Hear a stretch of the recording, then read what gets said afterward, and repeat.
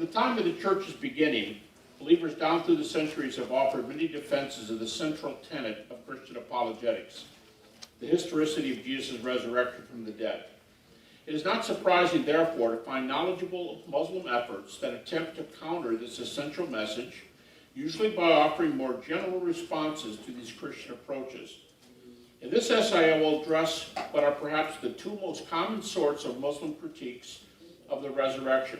Perhaps most frequently, the rather immediate response is to point out many perceived contradictions, conundrums, inconsistencies, and copyist errors, both in the New Testament records themselves, as well as in the almost 6,000 existing Greek manuscripts. These objections are directed towards the New Testament text itself, in addition to differences in the myriad manuscript copies, or even to problems with what Christians hold to be the best and most commonly utilized of the contemporary translations. The second path taken habitually by Muslim apologists is to address directly the historical center of the Christian gospel claim, both that Jesus died by Roman crucifixion and that he was raised from the dead and appeared in a bodily manner just a short time later. Though we will make an effort to keep these two responses at least somewhat separate, these paths often coalesce for Muslims into a very similar or even the same point. Besides citing the Quran itself, the New Testament's apparent inconsistencies may be seen as perhaps the most common avenue to invalidating the Christian gospel claims. We will respond to each of these critiques in as much detail as possible in a single essay, though we of necessity will have to be satisfied with hints or suggested outlines due to the large volume of information here. Now, a lot of you know that when I argue for the resurrection, I always use what I call the minimal effects argument. I'm not going to go into any kind of detail here, but I'd like to read one paragraph of definition of this argument because it'll come up later in the paper. Each event had to be established. This is how the minimal effects argument works. Each event had to be established by more than adequate scholarly evidence, and usually by several critically ascertained independent lines of argumentation. Additionally, the vast majority of contemporary scholars in relevant fields had to acknowledge the historicity of the occurrence, these other facts. Of the two criteria, I've always held that the first one is by far the most crucial, especially since this initial requirement is the one that actually establishes the historicity of the event. Besides, the acclamation of scholarly opinion may be mistaken, or it could change. All right, so I'm suggesting the use of a method that says, on a thesis that says the Bible is the Word of God, the view I hold, and is inspired, we have a resurrection. But critics who think they can get out of it by saying, no, I think there's problems in the text and everything else, I'm saying if they're scholars, not just somebody shooting from the hip, but if they're scholars, they're going to concede a body of data, and they've still got a resurrection to deal with. So either way, they've got issues. All right, contradictions and discrepancies in the New Testament accounts? Question mark. When responding to questions, perhaps even the strongest and most common tradition within Islamic apologetics is to discount the New Testament writings by pointing out what are considered to be highly corrupted textual copies as they were duplicated down through the ages. We are not referring so much here to the factual or other claims made by the individual authors themselves, the New Testament authors, but more commonly to the many acknowledged variant readings that have accumulated through the years during the copying process. It has often been pointed out that the nature of this initial Muslim claim often sounds very odd indeed, especially to those who are acquainted with the actual particulars. Christians have acknowledged freely for over 200 years that there are many alternative readings in the New Testament. For example, Norman Geisler and William Nix, in their standard textbook on this general subject, published by conservative Moody Press, addressed this subject almost 50 years ago. These authors reported, almost without comment, that of the more than 5,000 Greek New Testament manuscripts that have been discovered up until that time, there were more than 200,000 variant readings in existence 50 years ago. The authors added the comment that, quote, this figure will no doubt increase in the future as more manuscripts are discovered, end quote. Their prediction, of course, proved to be the case, as the number of newly discovered Greek manuscripts has grown to almost 6,000, with the number of variants being placed presently at some 200,000 to 300,000. And by the way, that citation, 200,000 to 300,000, is a reference to none other than Bart Ehrman in his New Testament introduction. Some scholars have estimated an even higher number of variant readings in the copies. The point to be made clearly here is not only that the Muslim charges are largely already acknowledged by Christian scholars, at least in principle, but further, these variant numbers do not trouble these scholars at all, do not trouble Christian scholars at all, due to these same variations paradoxically being among the best indicators that allow the text to be reconstructed to a high degree. This general textual accuracy is even recognized by non-Christian scholars like Bart Ehrman, as well as under other skeptical New Testament specialists. And here I cite Bart Ehrman, Helmut Kirster of Harvard, and John A.T. Robinson in his little book, Can We Trust the New Testament? But there are other aspects to these Muslim responses as well. The objections often indicate an almost complete misunderstanding of the subject altogether, even to an embarrassing degree, and in areas that have nothing to do with the truth of Christianity. One of the best examples of this tendency is manifest repeatedly in the writings of Ahmed Deedat, especially since he has more or less become the specific influential pattern for other Muslim apologists. For instance, discussing what he terms, quote, the extravagant and conflicting claims of the Jews and the Christians, end quote, an initial example provided by Deedat in his self-incriminating charge, he charges that the New International Version, quote, unceremoniously expunged, end quote, the according to on the title of each of the Gospels. Apparently viewing this as a problem, indicating that Christians changed their text almost on a whim. Yet he seems to be unaware that these words, as well as each of the four authors' names, did not at all originally appear or circulate in any of the original Gospels. So how could it be that any kind of a problem whatsoever? Who or what is this criticism aimed at? Another instance of severe confusion is provided by Deedat when he states assuredly that, quote, the Gospels, any Christian author will confirm, were first penned decades and centuries after Jesus. Close quote.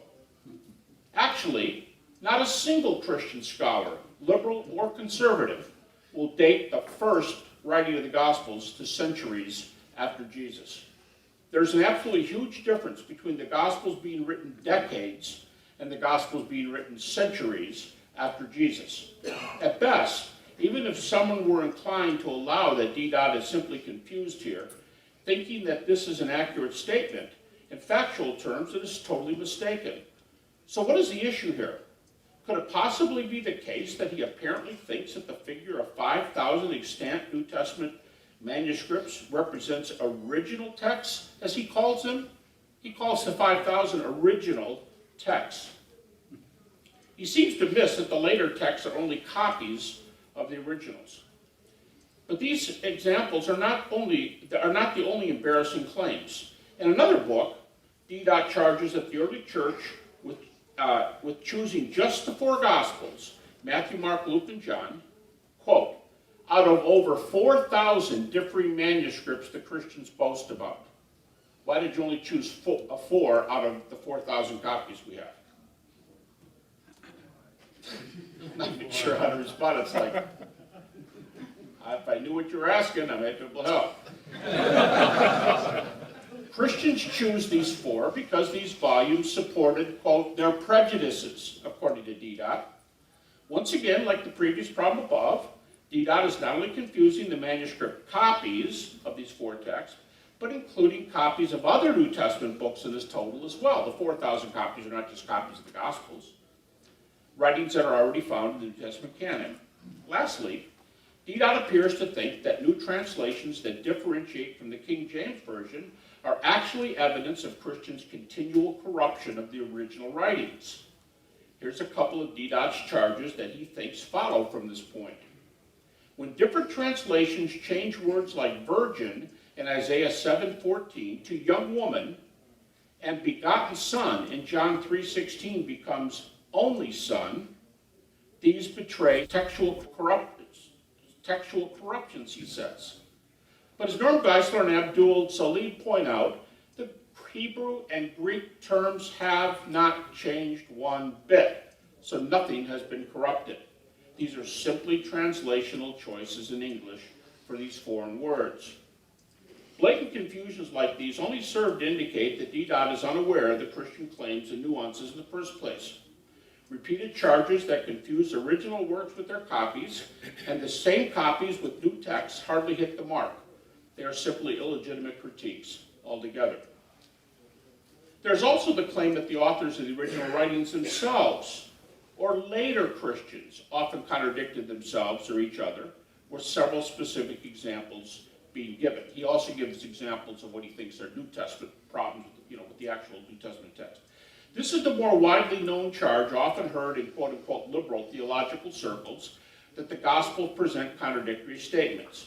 Many substantial and detailed responses have been made to these charges on a case-by-case basis, and we are, of course, unable to duplicate these efforts in the space allotted here.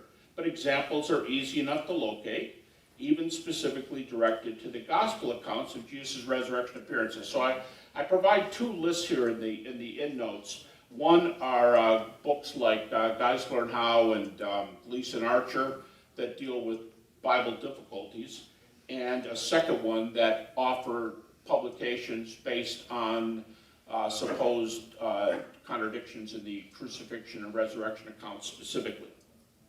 We will limit ourselves here to one specific example that can be treated more quickly. Nonetheless, far from a straw man case, this may be the single most common question of all with regard to the four gospel resurrection narratives. Namely, how many women discovered the empty tomb on the initial resurrection morning, and who were they? How many women, and what were their names? In Matthew's narrative, Mary Magdalene and another Mary made the walk to the tomb in Matthew 28. Mark names two Marys plus Salome, Mark 16. Luke mentions two Marys and adds Joanna in Luke 24, while John names only Mary Magdalene in John 20. Even leaving the list of names just like this by no means proves the existence of a contradiction. I mean, the four texts aren't 1, 3, 13, and 7. It's varying between 1 and 3 names. But further, each gospel contains additional caveats which clearly indicate that it was not the author's intention to be exhaustive in naming each of the women in attendance. In other words, if all four gospels tell you I'm not trying to be exhaustive, then we probably should not charge them with not giving us a complete list. I mean, that's just not fair. First rule of literary criticism, don't blame your text with doing something I already told you it wasn't going to do. Okay, for instance, when Luke gets around to identifying the women, he doesn't do it in 24:1 when the women first come to the tomb. He doesn't identify them for 10 verses later, 24:2. When Luke gets around to identifying the women, beyond the 3 names, he plainly states, quote, and the others with them, end quote, without naming any more. How much more clear could Luke be to say, here's 3 and there are others, I'm only going to tell you 3. Mark alone includes Salome, along with the 2 Marys, but while naming the same 3 women just several verses earlier during the burial account, remember there's no chapter dividings in the original text, just a few verses earlier, during the burial account, he specifically states that there were several other women as well, Mark 15:41. Similar to Mark, Matthew also names the women at the burial, just a few verses earlier, and includes a 3rd one, the unnamed mother of Zebedee's sons, James and John. So he just says James and John's mother, without giving her name, which means it's not my intent to give you a name. True, John mentions only Mary Magdalene by name, but when she goes to tell the disciples, she states that, quote, we do not know where Jesus' body was located. Why would she speak in the plural if she was the only one present? I mean, even Raymond Brown in his commentary say, well, good indication other people are present. That this may be the most commonly raised objection in the gospel burial and resurrection accounts is simply amazing.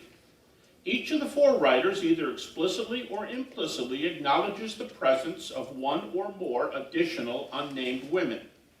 Combined with the normal rule of literary criticism not to blame an author for something that they never intended to do in the first place, there's no conflict between the lists of women from one gospel account to the next. Over the last century or so, there have also been many sophisticated responses from more scholarly Muslim apologists than DDOT. For example, Malafi Saeed Amir Ali charged that Jesus never claimed to be deity in any way. Rather, he was a great prophet whose story was changed by the Christian gospel writers. Following an earlier point, he also contends that the crucifixion and resurrection accounts contain discrepancies. Another scholar, Maulid Muhammad Ali, indicated the gospel records were exaggerating their reports, including particularly Jesus' miracle claims, which is odd because the Quran says Jesus did miracles anyway. So, including particularly the miracle claims, which he regarded disdainfully as, quote, clearly pure inventions or exaggerations made to compensate for the apparent failure, unquote, of Jesus' message to change his contemporaries, in spite of the Quran's recognition that Jesus performed miracles and was a prophet. In a surprising admission, Salih ud-Din Quda Bukish freely acknowledges a number of problems in the Quran. He says there's problems with his book, such as Islam being an eclectic religion that borrowed freely from other religious traditions, including Christianity, as well as reported falsehoods, which sounds like, Dan, what some of the things you were talking about today. Nonetheless, Bukish still recounts Muhammad's rejecting the gospel accounts of the crucifixion, though still holding that Jesus was a prophet. He concludes his essay by calling for greater cooperation between Muslims and Christians. As we have said, these challenges by Muslim or other scholars can be answered on a case-by-case basis, usually with surprisingly minimal effort. Still, it is at these points that the minimal facts argument is also very helpful, as it calls for using only those facts that are freely recognized by critical scholars.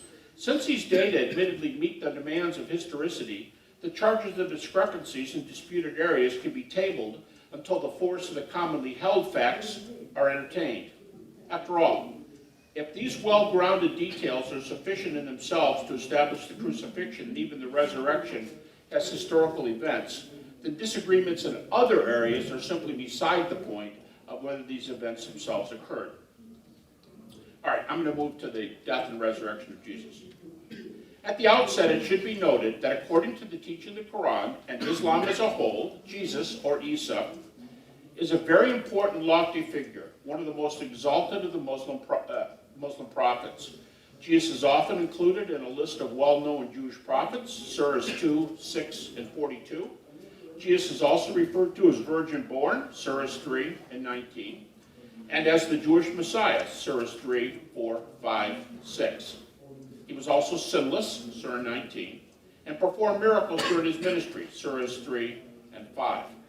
Of course, he's not believed to be the Son of God in any sense of deity, surahs 4, 5, and 19, and Allah alone is God, surahs 3, 4, 5, rather than a trinity of beings.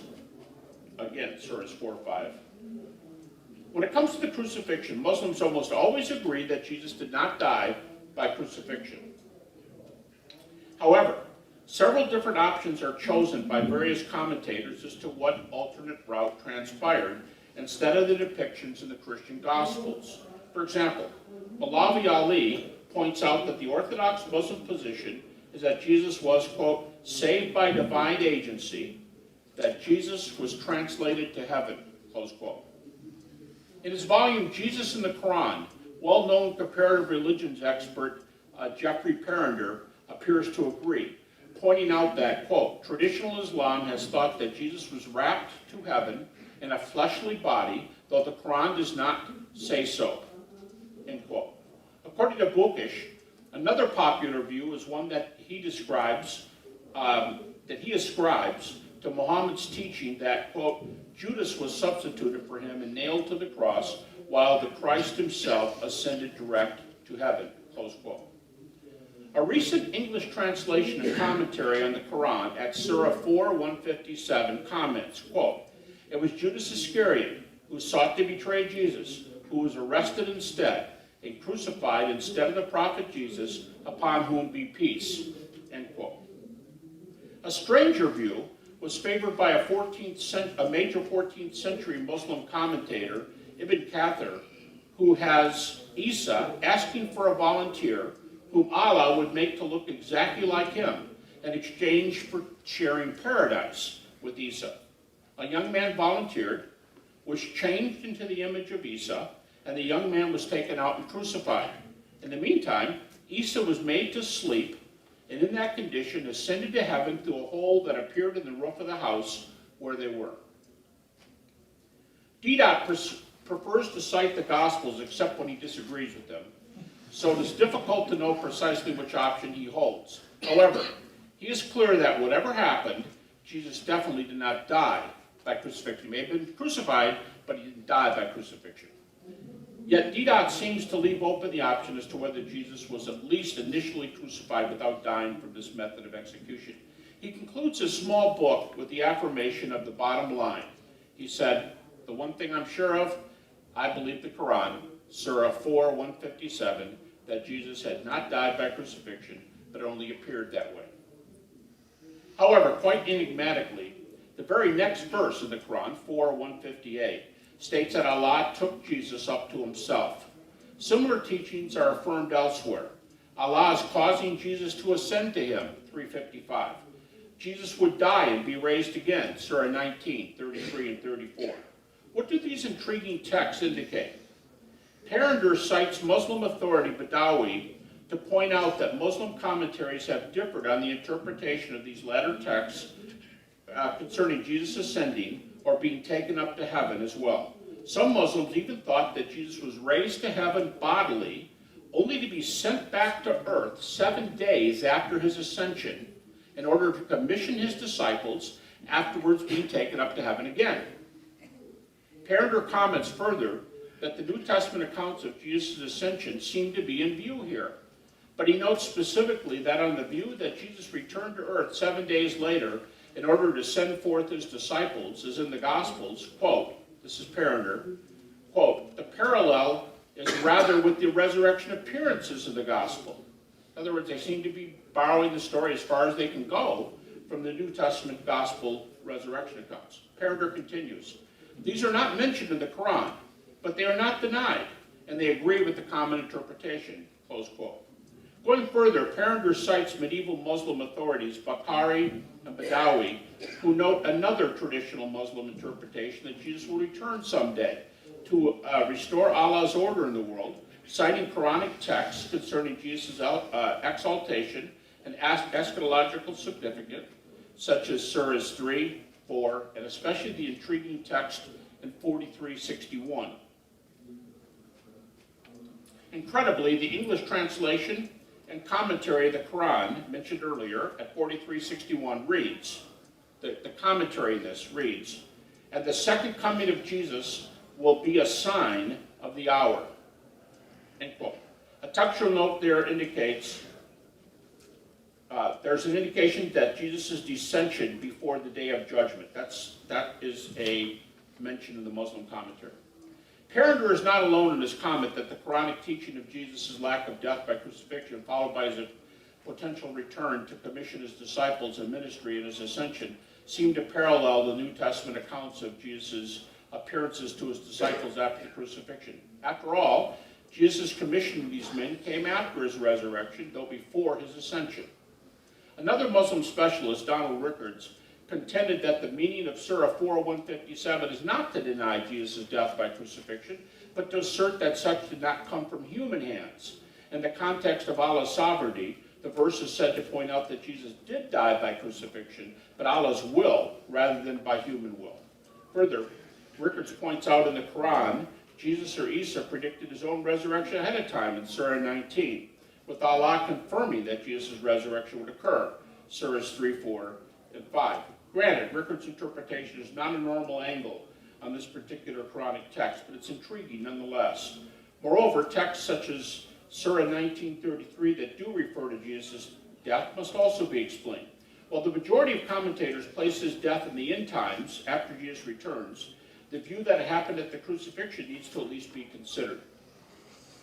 Further, whatever is concluded regarding Jesus' crucifixion, the issue of his resurrection and ascension are also keys here, especially given the various options among even Muslim interpreters. Oh, I have a question. I've got 26 minutes. I thought we had 40 minutes. We have 40 minutes, but I was trying to make you leave some time for questions. Okay, I'm going to leave 30 seconds for questions. I thought, man, these things came up fast. All right. All right. It's because I didn't introduce you right, isn't it? Yeah, that's it. That's it. Don't worry, I've shook myself up too. I don't even know where I am.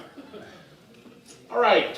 Whatever's concluded here regarding Jesus' crucifixion, the issue of Jesus' resurrection and ascension are also keys, given the various options among even Muslim interpreters. The point that Parender seems to be making is that several Muslim authorities include aspects that, even if Jesus did not die by crucifixion, still mimic the gospel depictions of Jesus' appearances and ascension, the latter of which is often specified.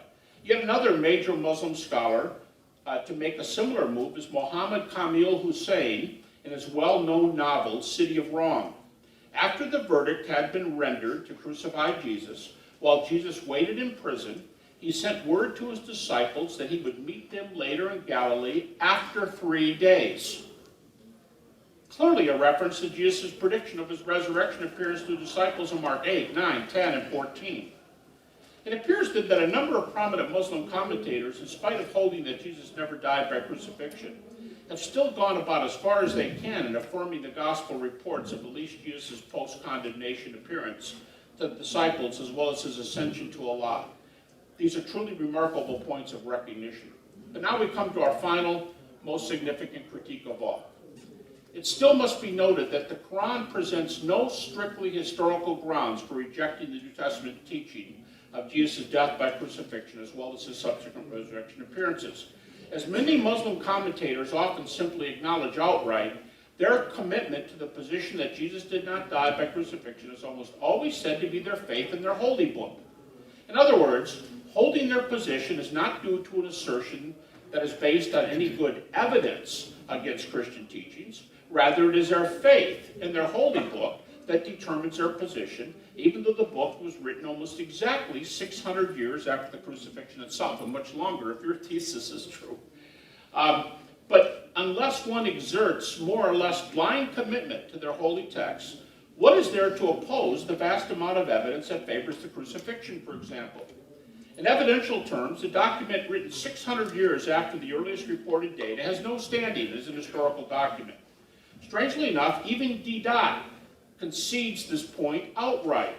He states, quote, "The Christian objects, how can a man, Muhammad, peace be upon him, 1,000 miles away from the scene of it happening, and 600 years after the event, pronounce as to what transpired?" The D. surprising and incredible answer is, the Christian's plea is valid. Their logic is good. That they don't have any good historical comeback. D.'s immediate response is to go to the Christian text to attack them. He says, well, I don't have much here. And I admit, their argument's good, 600 years and a lot of miles away. But I'd rather talk about their text. Man, do they have problems. So he just kind of a switcheroo on the text, while already admitting that his text doesn't make the grade historically. This is an exceptionally common move on the part of Muslim believers. If one's own text has no historical provenance whatsoever, then let's question their text. And right away, he opts to discuss contradictions in the gospel accounts, the very subject we addressed above. But we have seen that this tactic fails utterly for 3 reasons. 1, we've already noted that these claims of contradiction regarding the New Testament text can all be addressed anyway. Many scholarly volumes and literally thousands of pages have shown this in both general as well as specific cases. 2. More specifically, claim contradictions and other such problems are virtually never capable of disproving events anyway.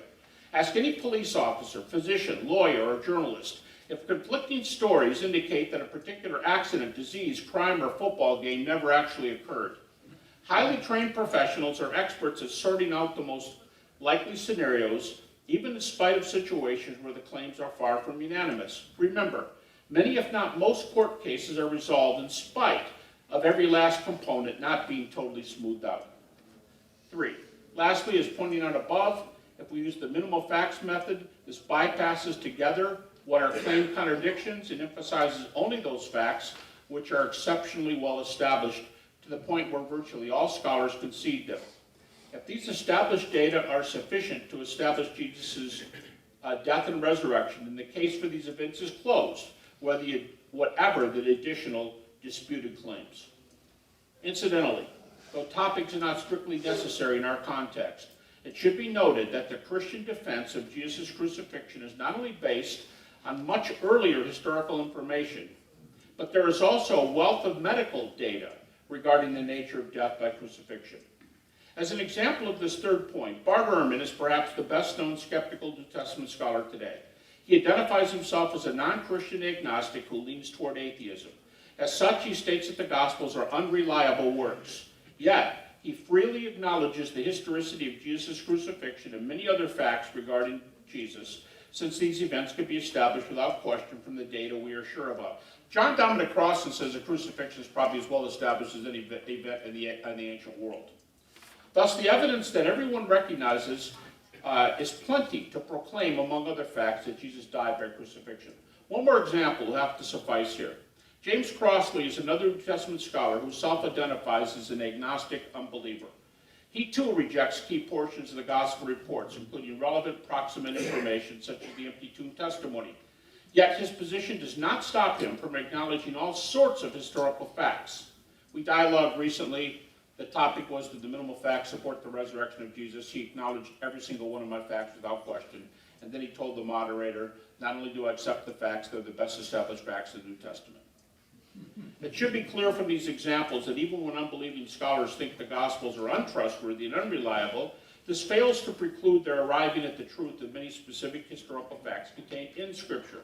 After all, the books in our libraries are fallible, but we utilize them regularly for good information. Therefore, even the first view of apparent contradictions and other problems does not eliminate the second position. Similarly, neither do Muslim objections to the Gospel discount our ability to determine accurate historical data. This is even more the case when, as we have said above, such claims and discrepancies can themselves be refuted on a case-by-case basis anyway. Conclusion, just one page.